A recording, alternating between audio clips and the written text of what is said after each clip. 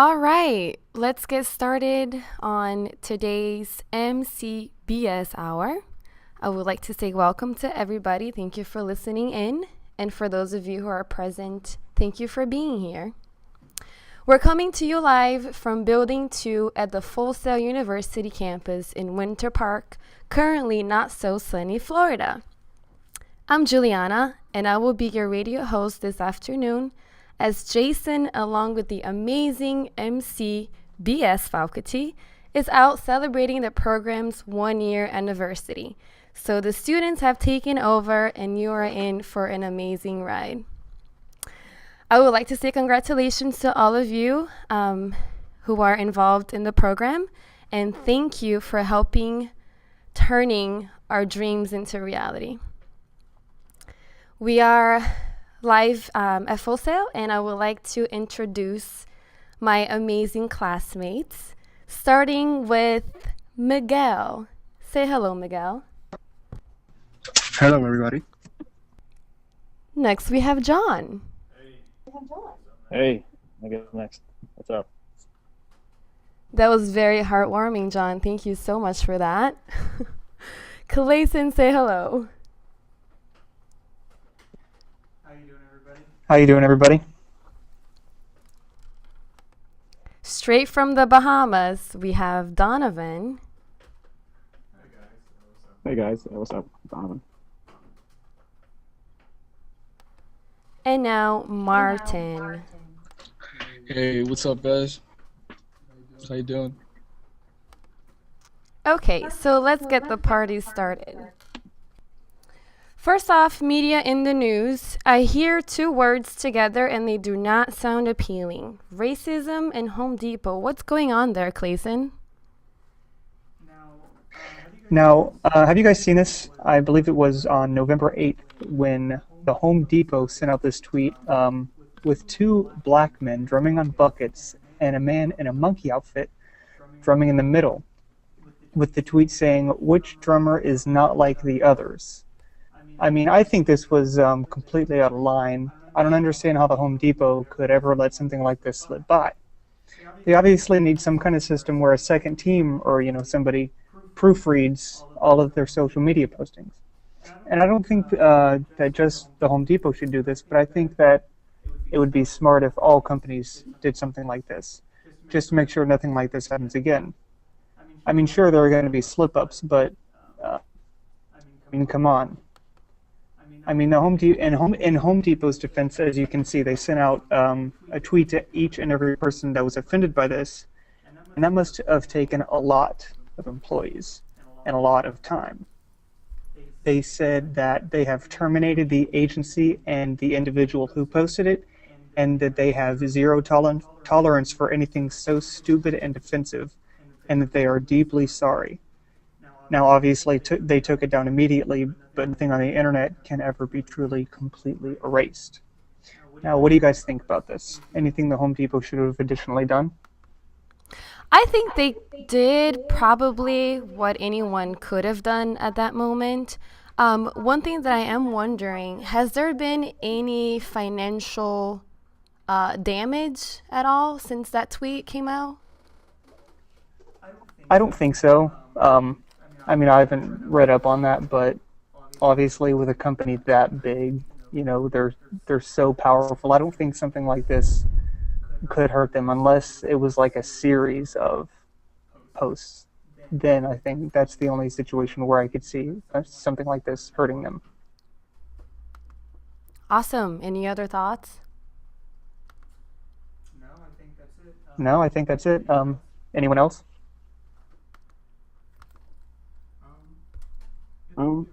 It wasn't as serious as other disasters or media flaws, but it had some effect on the company itself from the community, but it wasn't major as some people would think it was. That makes a lot of sense, Don. Thank you for sharing that. All right, so let's move on to the next news for today.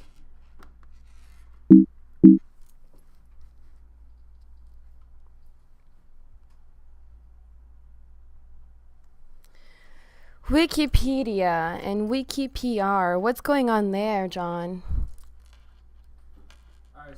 All right, so Wikipedia has recently looked into filing suit against a bunch of companies that are getting paid to edit sites.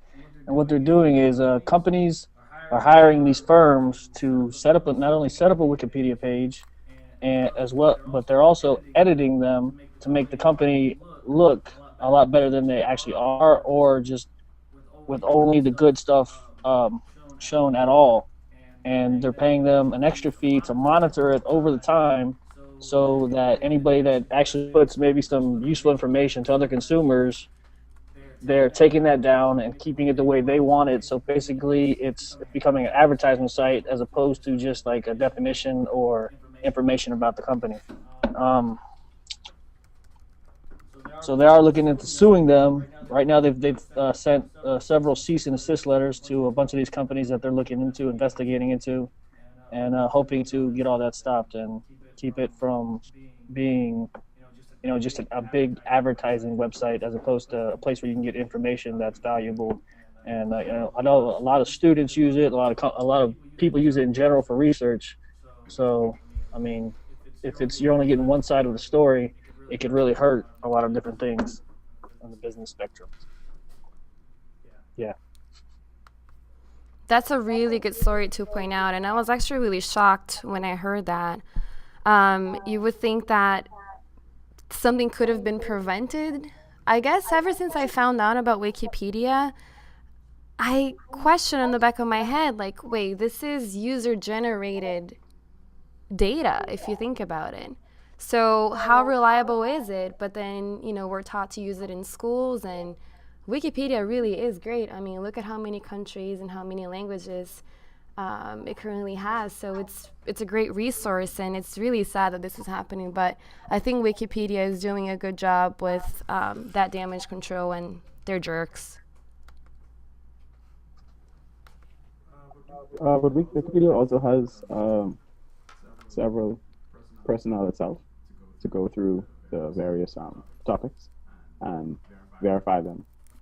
So we have to understand that it's going to take some time for them to go through the entire site and all the different posts. But they're starting to do the process where they verify the posts and the information.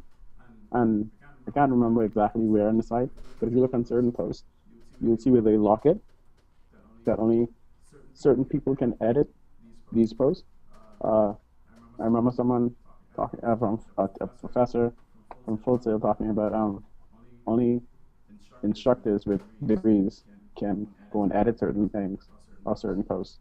So Wikipedia, they're trying to limit, I guess, this word, to limit any and everybody to edit certain things and give the right facts.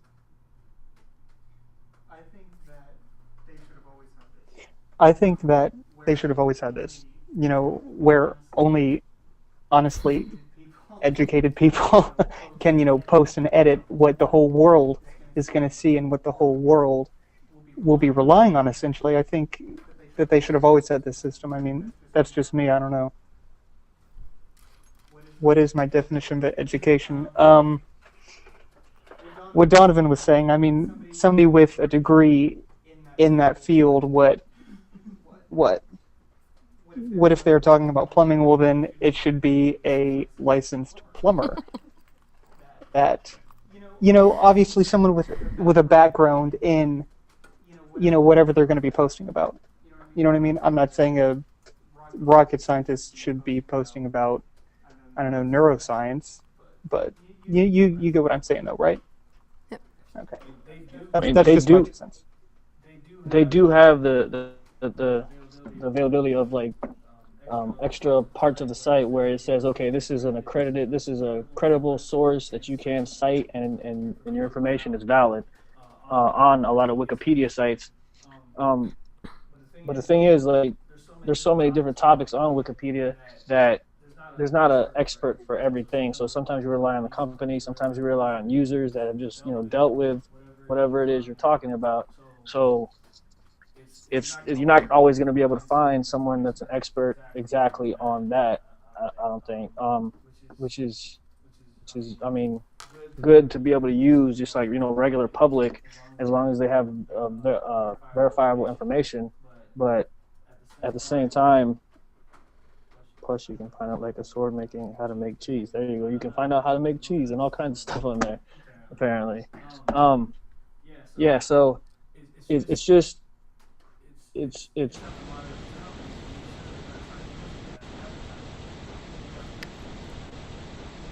because I mean, what?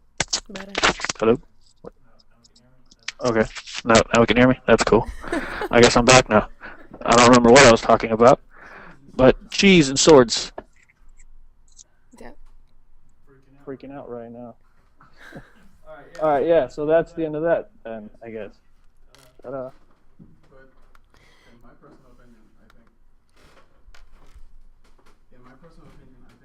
In my personal opinion, I think that Wikipedia should just be used for the links that people post for it. Don't go on Wikipedia and just take off word for word what people post on the site. Use it as a reference. Like when you post something on Wikipedia, you have to practically cite where you got it from. So read on Wikipedia, but when you read, don't take word for word. Go to the bottom and use the resources link. See where that person got the information from. So you could look at it from that point. Mm-hmm. Yeah, I think in a perfect world, Wikipedia would have been an amazing resource, and it is regardless. I think we just have to do our homework, like Don said, and, double check our facts if we're really taking that as a truth, which, what is a truth anyways? All right. Moving on to a much lighter subject, Apple is launching Apple TV. Is it a new edition, an optimized one? What's going on there, Martin? Well, it hasn't been launched yet, but there have been rumors going on about it for about 3 years now, but no one has been sure about it or had any evidence or proof that it's being created. But recently, an Apple prognosticator, Gene Munster.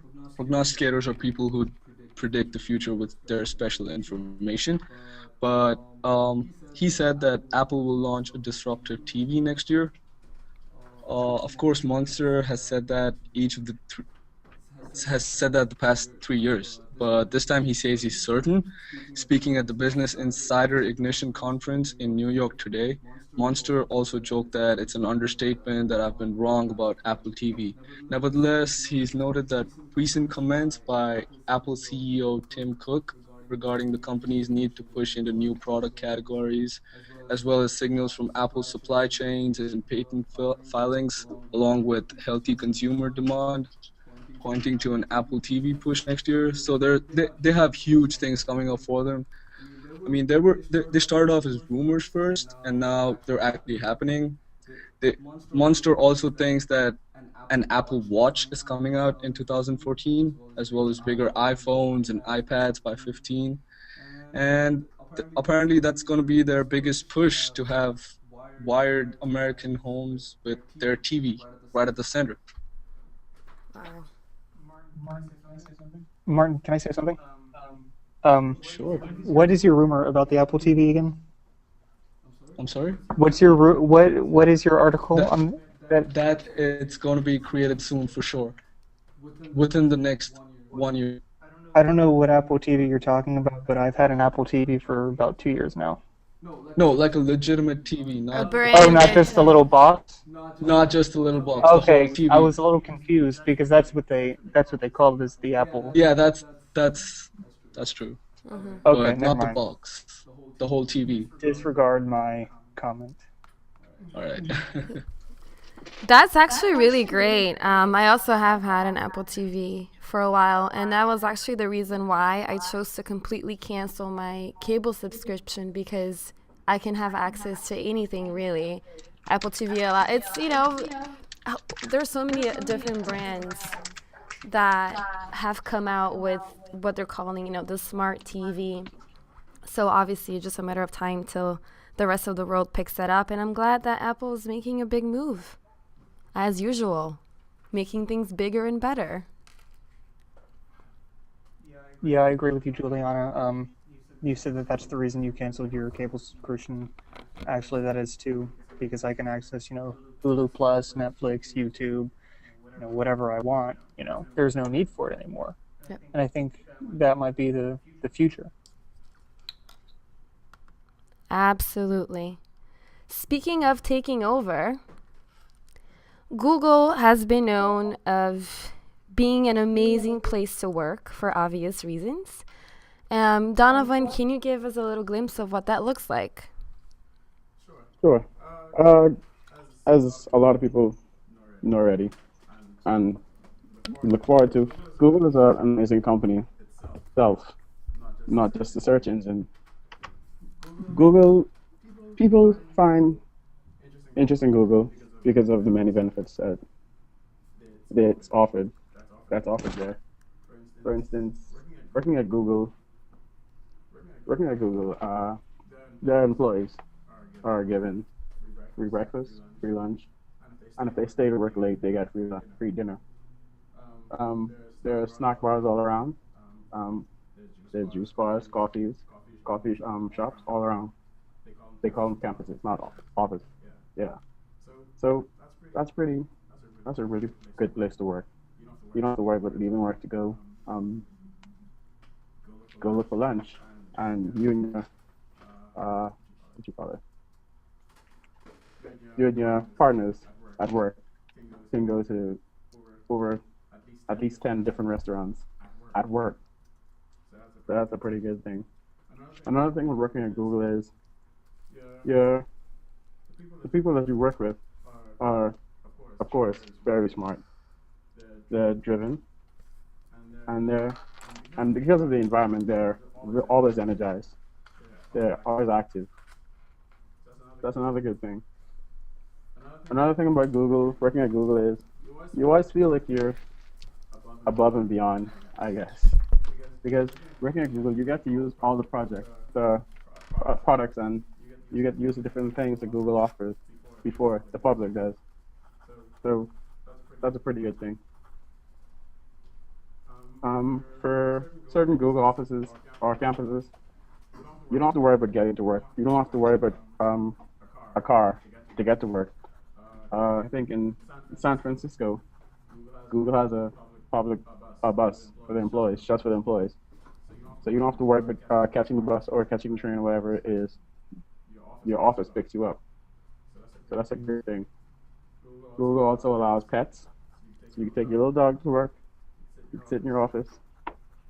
It's kind of cool. Google cares about their employees' well-being in general. Employees can give each other massage credits for a job well done on projects. So these massage credits can be redeemed for a free 1 hour massage on campus. Can you imagine getting a massage at work after a meeting or right before a meeting? I think that's pretty cool, especially at work.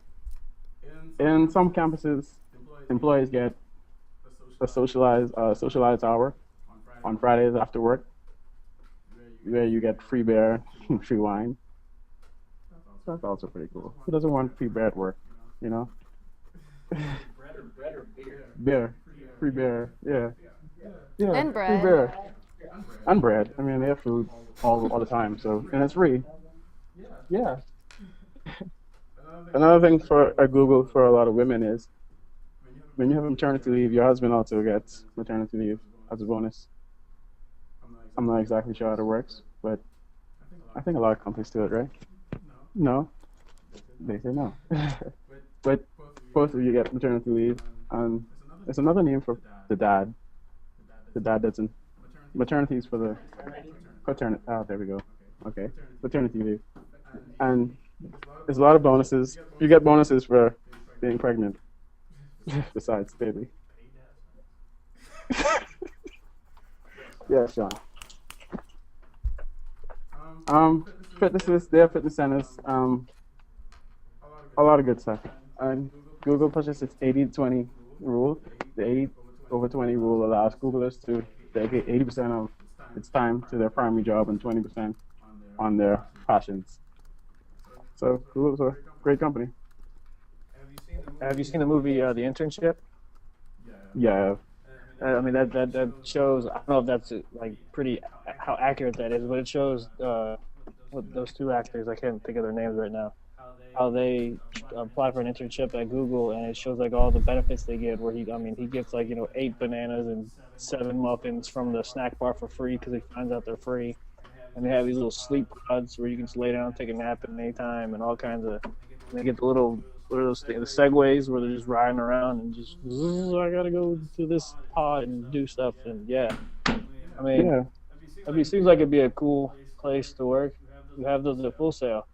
Well, not for students, we don't. Yeah, so it seems like it'd be a really cool place to work, especially with all the free food, because I'd probably never leave the snack bar. So I'd probably be fired within the first month, but whatever. Free food, right? I think free food at work is pretty cool. All right, that's just any job that gives you free food all day. It's pretty cool. And nap pods. Okay, then, right? You just sleep for fun of sleeping, which is always a great idea. Especially if it's Chick-fil-A. Yeah, Chick-fil-A is amazing too, by the way. We all went there. All people on the radio hour. It's amazing. I recommend it. I don't work for them, but I love chicken nuggets.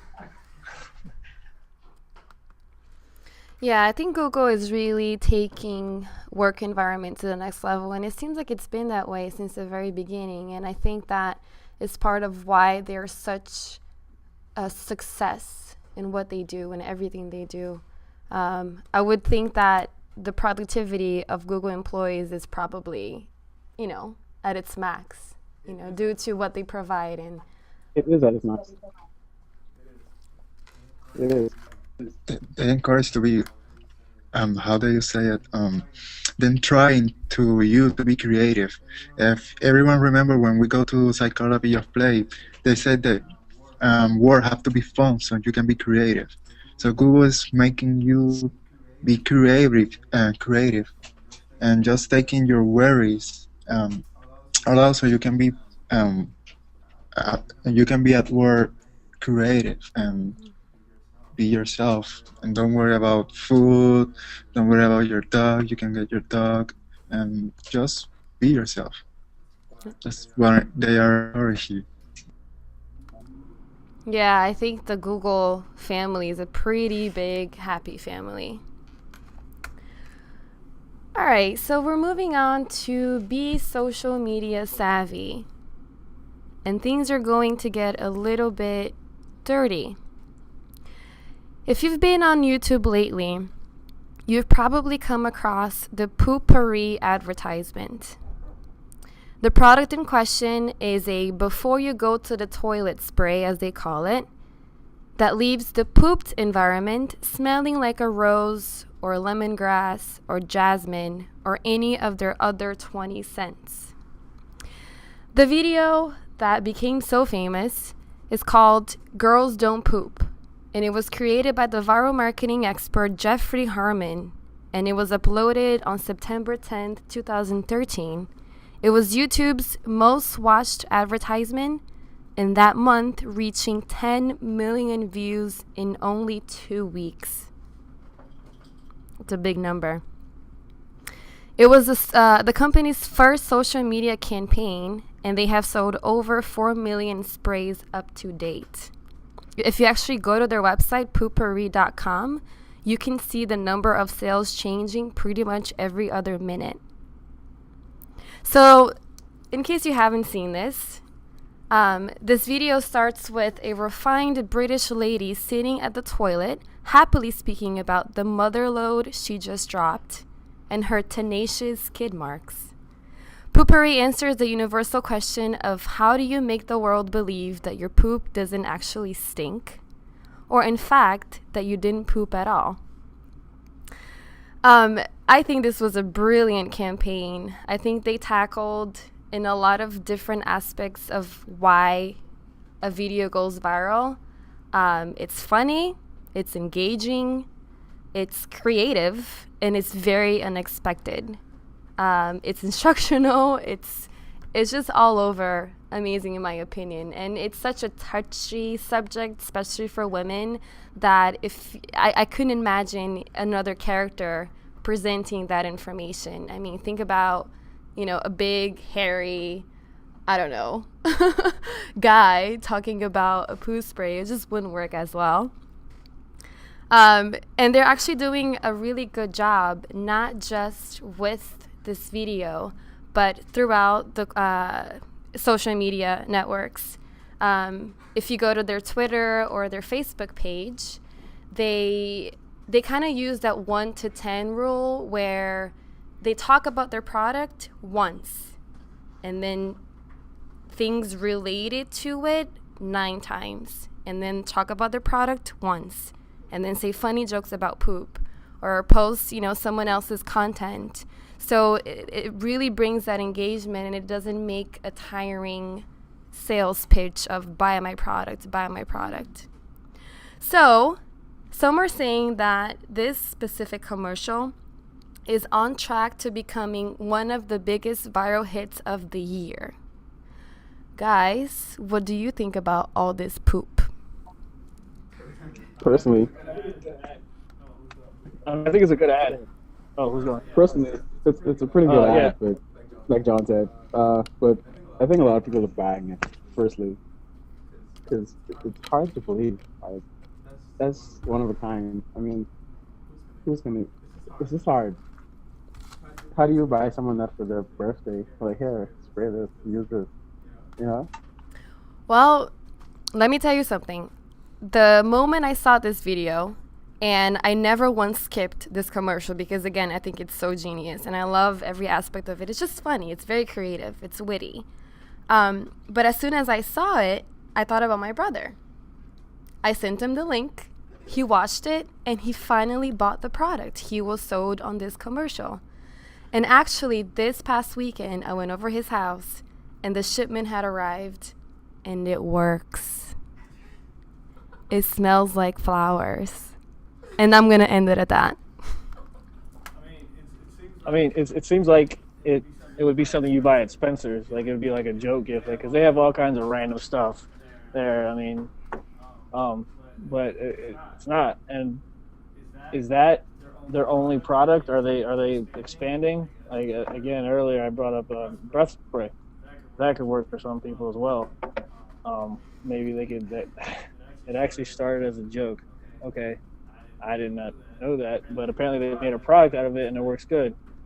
So, I was just curious if they're planning on expanding their market or if they were going to stick with the toilet spray. Anybody? No. Yeah, so I was doing some research yesterday, and sorry, Clayton. And the history behind it is that this woman, she had tried, different careers, and then one day she was bothered by her husband's terrible poop smell, and she started trying different combinations of what took care of that smell. It's true, it's real life. She did the experiment. She came up with a bunch of different smells, and she started selling it. It really works. You guys should give it a try. Why not? It's amazing how much of a turn the show takes when the rest of the instructors are gone, and now we're talking about poops. I just think that's funny. I wonder how long that guy had to sit on the toilet as she sprayed over and over again, trying to figure out the right combination of chemicals to cover that up. I would assume that's at least 365 poops a year. At least. So you think she took a whole year of just... So you think she took a whole year of just spraying stuff in the toilet before he went? And so she had to keep on stuffing his face with food, and he's sitting there eating and then going. It's got to be a... All right. I wonder if you have diarrhea, because that's a messed up situation. You have diarrhea, it's spread out with the toilet. All right. Let's get back on track here and move on to the next segment of the BS Hour with Two Time with Miguel. What's going on with Apple, Miguel? Well, yeah, it's not Peter, it's Miguel. when, like Martin was saying, Apple is trying to build a actually size TV. So they trying to buy this company to that build the Kinect sensor. If everyone doesn't know what Kinect sensor is, it's a smart accessory for the Xbox 360 and Xbox One. Uh, they can register. If you move your hand, the actual camera sends you moving your hand. You can say voice command. You can say turn out, turn off, play TV, playing some music. Apple is trying to buy this company to implement it in that TV, in the Apple TV. So when you're sitting in the couch, you only use your hands. You don't have to use control, or you can use Siri. They're talking about how to implement Siri and this technology for the Apple TV, and it sounds very awesome. Because imagine you sitting in your couch just talking with your TV. Yeah, it's very weird if you think about it, but it's technology. So imagine that you sit and say, Apple TV turn out, and the TV turn out say, I want to watch Netflix, sorry, and Netflix turn out say if you want to watch, I don't know, Hulu Plus, and Snap have the TV put Hulu Plus. So imagine if you can have Siri in a TV, so Siri will respond you saying, yeah, I'm putting Netflix now, what do you want to watch? Or if you want to talk to the TV, you can use your hand. So you waving your hand, saying, waving your hand like it was touching. So you can move around like using your hand. And then if you think about it, I think for me the only company can pull this off is Apple. Because if you think about it, too many people have the iPhone, the iPad, and one of the most selling point of Apple TV, the box little TV, is the AirPlay mode. So you're watching Netflix in your iPad and you want to put it in your TV, you should press a button that is showing your TV. So imagine what things you can do when actually Apple TV. So that you don't have to buy a TV and buy the little box, so you can play your stuff, the things you have in the iPad in a TV. So it sounds very awesome for me. I like to see it. Maybe they say in the summer of 2014 that they're gonna bring this new product. If I can remember reading Steve Jobs' book, he said that he has the key to change TV landscape, to change how people see TV, and change how people use TV. I believe can Apple can do this because there are already TVs that you can buy that do this, but not well. So I wonder how Apple will be implementing this technology. So I don't know what you think, guys. Doesn't Samsung, I think it is, offer a TV now where you like talk to the remote and you say like, hey, I want to watch a drama with comedy in it, and it changes to that channel. And I'm sure like, a lot of people have seen the commercial where it's like the guy sitting on the couch like, hey, we got a new TV, and then the rest of the family comes back like hours later and they're still sitting on the couch, and it's like we keep talking to the TV and it keeps recommending like awesome programs. So is Apple just taking that a step further by offering motion, or what? Then trying to do it better, because yeah, Samsung already do that, and they have motion sensor, but not at this level. Because if you have a company that already building sensor for a major company like Microsoft, then they doing it like gaming. Imagine that's little stuff but in a TV. And like you say, Apple, the difference between Apple and Samsung, I think that the Apple product they put time on it. They don't gonna bring you something that doesn't work. Maybe Samsung bring it first, but some of the time doesn't work. The Apple is trying to how can I can say it?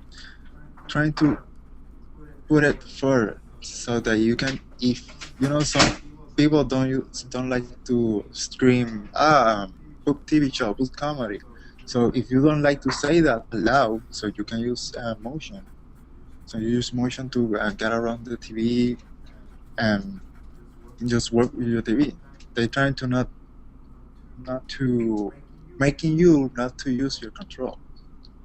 But I think maybe it's gonna get so time to they put it in the public, but they gonna, if some company can do it, it's Apple. I think so. For me, I guess. Have they talked about like, for instance, kids run around like with random hand gestures all the time? They're not gonna have a kid running by and like flailing their arms around like one of those things in front of car dealerships, and then change to like every channel and start recording stuff and all that stuff. Have they mentioned anything about dealing with that for families with kids, or is it just, yeah, right now we're working on motion sensors, so hopefully you're single with no children? I would, if I could pinch in really quick, I would think that that kind of applies to every technology product if you think about it.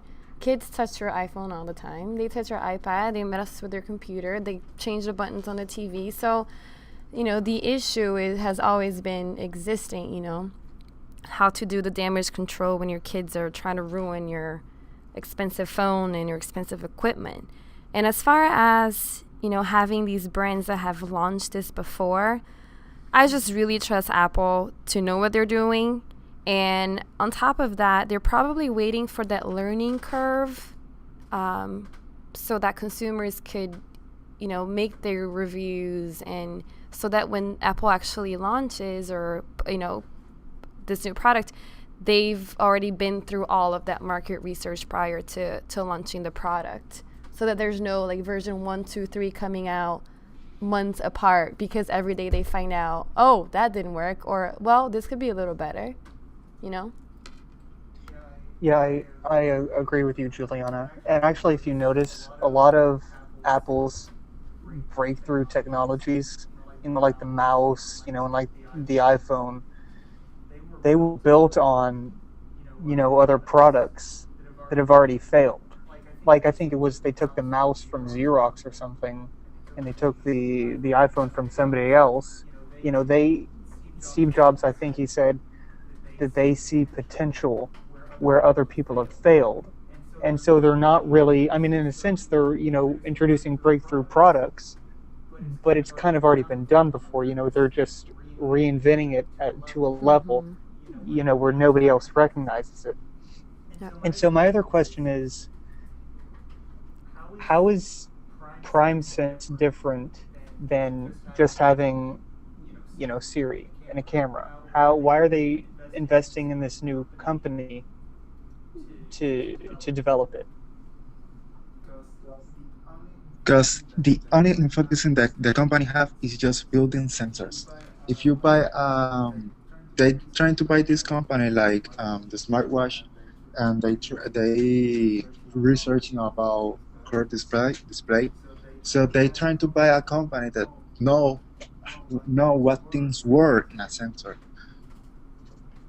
So they're trying to look for a company that know what they doing. So the difference between that is, if you go for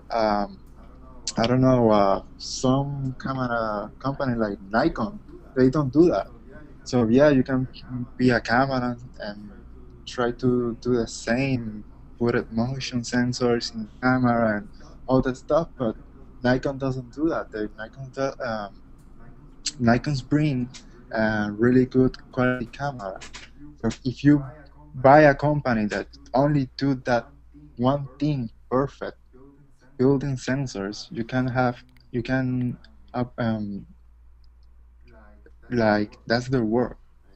Like, they build sensors, so they can, like I say, like you were saying, like Apple is going to bring something that doesn't work in another companies and take this product and make it better. If you have another company helping you with one thing and Apple focusing on another thing, you're gonna have a great product.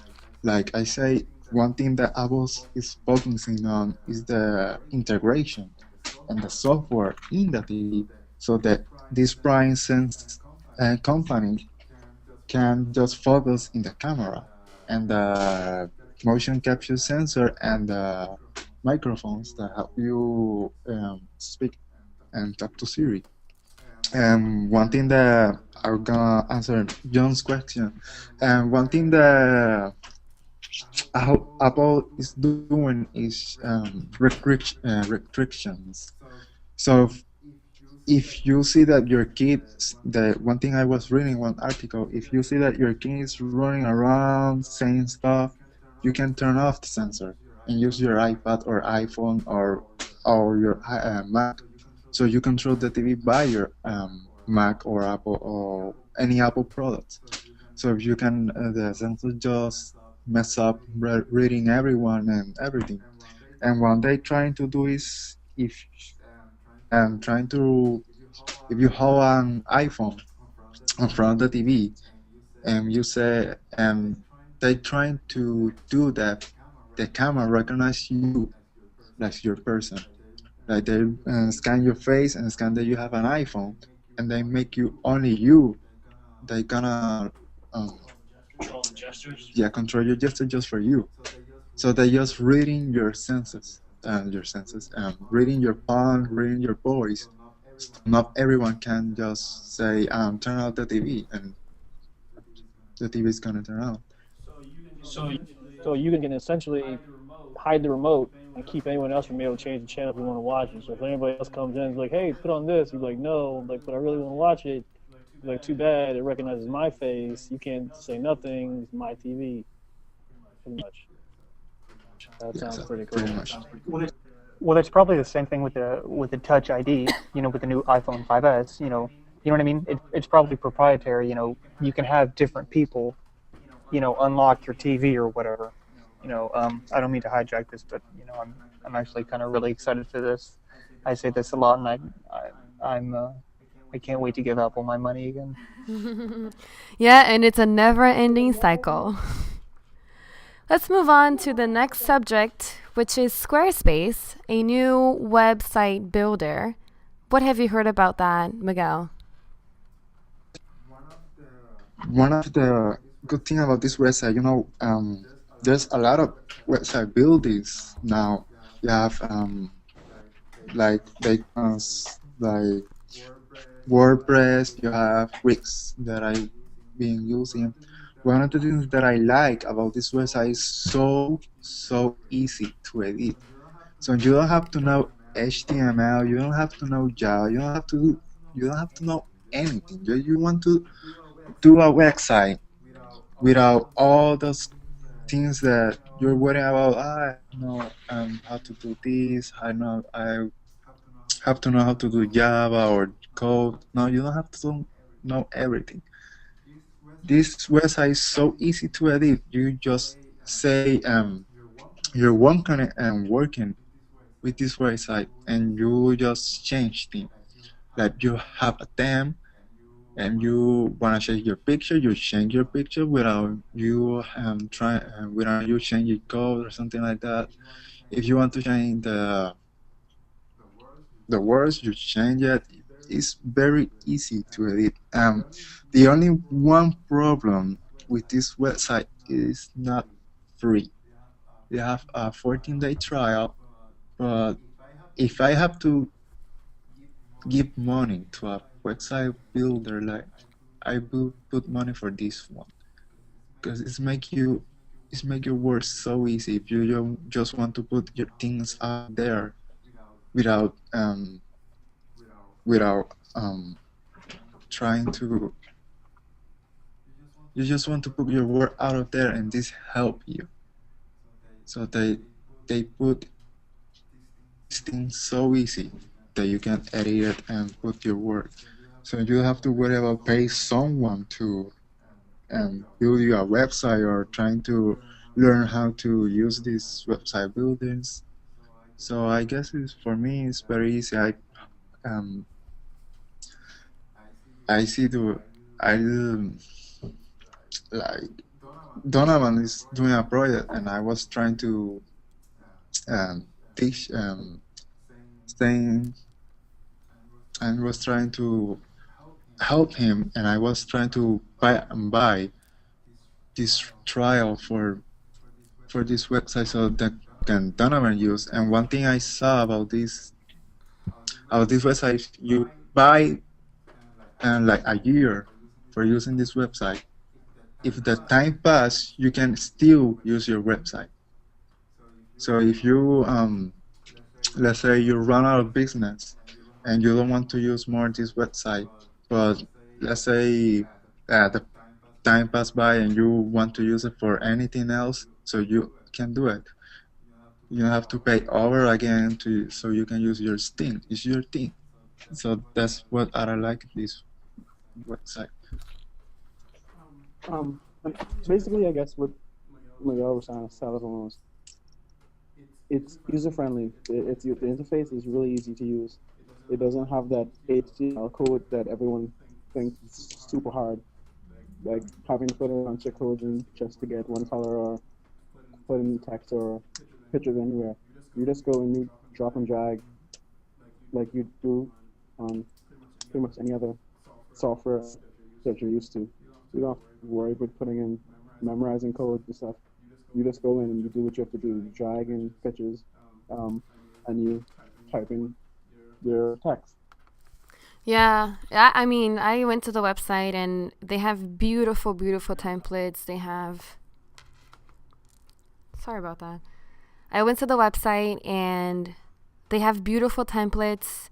It looks like the back end is extremely user friendly. And the great thing about the templates is that they're all responsive. So, you know, the trend these days is moving from a desktop to a mobile device or an iPad, tablet that is. So more and more do we find the need to create these new digital portals that will fit different screen sizes and resolutions. So the great thing is you don't have to worry about, you know, your designer creating a specific design, you know, to make it look better. It just does it on its own. So, and not every website builder provides that. So that's a great thing. Do we have any more comments, feedback, anything else you guys want to pinch in before we say goodbye? Did you say that you could repurpose the websites, like after you're done with them? Like, let's say you create a site for, I like to take pictures of squirrels, and there's a bunch of pictures of squirrels, and later on you decide, I want to sell French fries out of my bike on the corner of Aloma and Cimarron. You can repurpose it without having to buy a new website? Is that what you're saying? Yeah, because you don't have to worry about like everyone's saying, it's user friendly, so you don't have to worry about getting a web designer for this website. You just want to do something and you want to put it out there. This is very helpful as a website builder. So yeah, if you want to sell ice cream and only you want to know you want an easy layout and just photos about your ice cream and where your location is, you can put that. Right, but you said you could use the same website later on. Like you can change it like pretty easily. You don't have to pay again to get another website. You can just go ahead and change that same one. Is that what you were saying earlier or no? So if you, let's say if you you want to give your photos out, but later on that month you want to change that, you don't have to pay again to change your website. You just change it. It's yours. That's why you pay for it.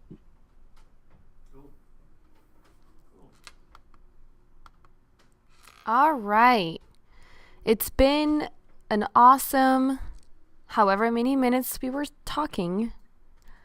Thank you all for participating. It's been fun. And we're looking forward to taking over the MCBS Hour once again. See you next time.